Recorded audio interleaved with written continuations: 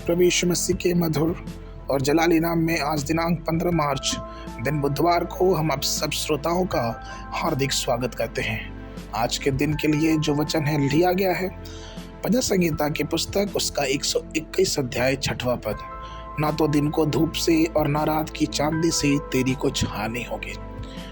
प्रियों, जब हम परमेश्वर की सेवकाई में शामिल होते हैं तो शैतान प्रकृति को भी आपके विरुद्ध करने की कोशिश करता है।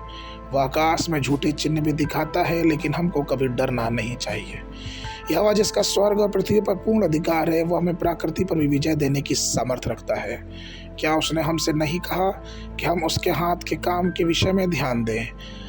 अपनी संसारिक सेवकाई के आरंभ में प्रभु यीशु ने जंगल में 40 दिन और 40 रात उपवास और प्रार्थना की और उसने कुछ नहीं खाया। हो सकता है कि उस जंगल में उसके पास पानी न रहा हो। इतना सब होने पर भी वह प्राकृतिक भूख प्यास से बाज नहीं आया। दिन में भीषण गर्मी और रात के कड़ाके के ठंड का मौसम हो सकता था, परंतु उसे वो कुछ बिगाड़ न सकी। वो वही परमेश्वर है जो हमसे यह प्रतिज्ञा करता है कि तुमको न रात के भय से डरना है और न तीर से जो दिन को उड़ता है, और न उस मरी से जो अंधेरियां फैलती है, और न उस विनाश से जो दिन दोपहरी में उजाड़ता है। प्रियो, परमेश्वर की सारी सृष्टि ने प्रभु मसीह की आज्ञा मानी। वह समुद्र पर चले मानो वह कठोर जमीन पर चल रहे हों।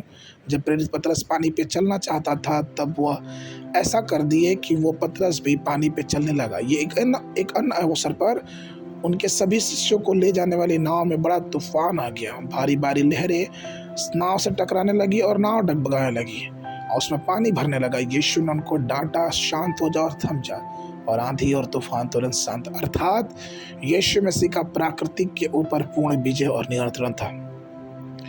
मनुष्य का हवा में चलना आरंभ असंभव है, क्योंकि वह गुरुत्वाकर्षण के बल से नीचे खींच जाएंगे, लेकिन प्रभु यीशु मसीह बादलों पे सवार होकर स्वर्ग में उठा लिए गए। इसका तात्पर्य है कि परमेश्वर सृष्टि की सारी प्राकृतिक शक्तियों पे ऊपर और उन सबसे महान और विजयी है। पुराने नियम के संतों ने परमेश्वर के प्रतिज्ञा के द्वारा अधिकार का दावा किया और इस प्रकार की प्रकृति पर विजय प्राप्त की। जैसे गिबोन में एमोरियों के विरुद्ध युद्ध में यहोशू ने महसूस किया कि शुरुआत से पहले यह युद्ध जीतना जरूरी है। उसने परमेश्वर से प्रार्थना की और सूर्य वहीं का वहीं रह गया।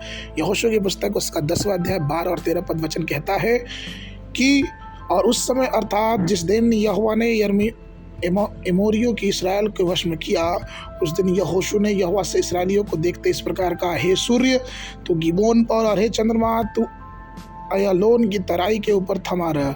और सूर्य उस समय तक थमा रहा और चंद्रमा उस समय तक ठहरा रहा, जब तक उस जाति के लोगों ने अपने शत्रुओं को पलटा न लिया। क्या यह बात यशार नामक पुस्तक में नहीं लिखी कि सूर्य आकाश मंडल के बीचों बीच ठहरा रहा और लगभग 4 पहर तक नहीं डूबा?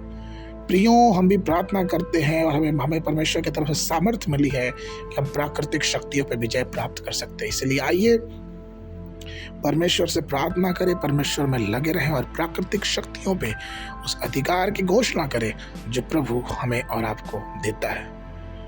आज के मनन के लिए याकूब की पत्री उसका 5वां अध्याय 17 पद वचन कहता है, एलिया हमारे जैसे स्वभाव वाला एक व्यक्ति था और उसने ईमानदारी से प्रार्थना की कि बारिश ना हो और 3.5 वर्ष तक भूमि पर मेघ नहीं बरसा।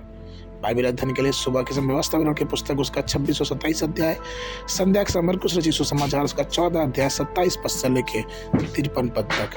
परमेश्वर आप सबको बहुतायत की आशीष देवे।